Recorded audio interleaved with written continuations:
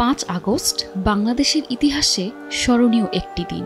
বৈষম্য বিরোধী আন্দোলনে ছাত্র জনতার রক্তাক্ত গণ অভ্যুত্থানে শেখ হাসিনা পদত্যাগ করে দেশ ছাড়তে বাধ্য হন। সেই সঙ্গে টানা 15 বছর পর ক্ষমতাসীন আওয়ামী লীগের পরাজয় ঘটে।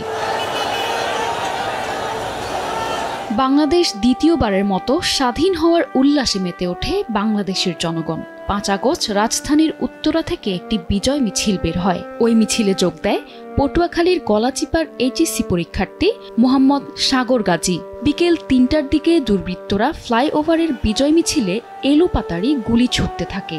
এ সময় একটি গুলি সাগরের মাথার পেছন থেকে লেগে সামনে দিয়ে বের হয়ে যায়। আশঙ্কাজনক অবস্থায় তাকে একটি বেসরকারি হাসপাতালের আইসিইউতে নেয়ার পর কর্তব্যরত চিকিৎসক তাকে মৃত ঘোষণা করেন।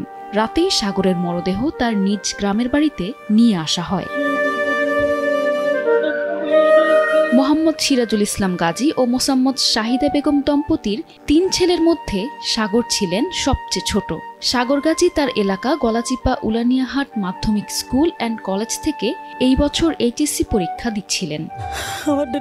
আন্দোলনে গেছি আমাদের বললে গেছে আমি কাকার বাসায় যাবো, গেছে আন্দোলনে গেছে। আমার ছেলে সে পড়িয়ে লেখে চাকরি করবে, ইঞ্জিনিয়ার হবে, এবার মার স্বপ্ন পূরণ করবে। আমি বাঙ্গা ঘরে থাকি, আমি ছেলে মেয়ে 3 ছেলেরে লেহাইছি পড়াইছি না। ছাত্র আন্দোলনের কথা কইতে গেলে আমি যাইতে দিব না দেখে আমার বলে নাই, আমি বেড়াইতে যাই কইয়ে গেছে।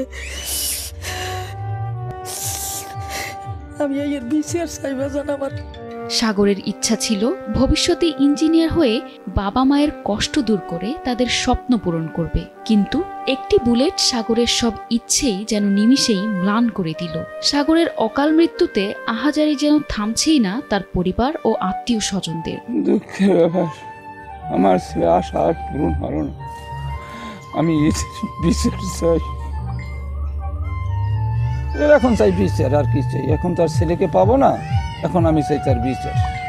মৃত্যুর আগের দিন সাগর তার নিজের ফেসবুক অ্যাকাউন্টে শেষ স্ট্যাটাস দিয়ে লিখে, আজ যদি আমি মারা যাই, বিজয়ের পর আমার কবরে পতাকা দিও, হয়তো লাশ হব, নয়তো ইতিহাস হব। শেষ পর্যন্ত সাগর লাশ হয়ে ফিরে ইতিহাস সৃষ্টি করেছে এবং সাগরের ইচ্ছা অনুযায়ী তার কবরে জাতীয় পতাকা উত্তোলন করে রাখা হয়েছে। এস এ হাফসা, দেশ টিভি।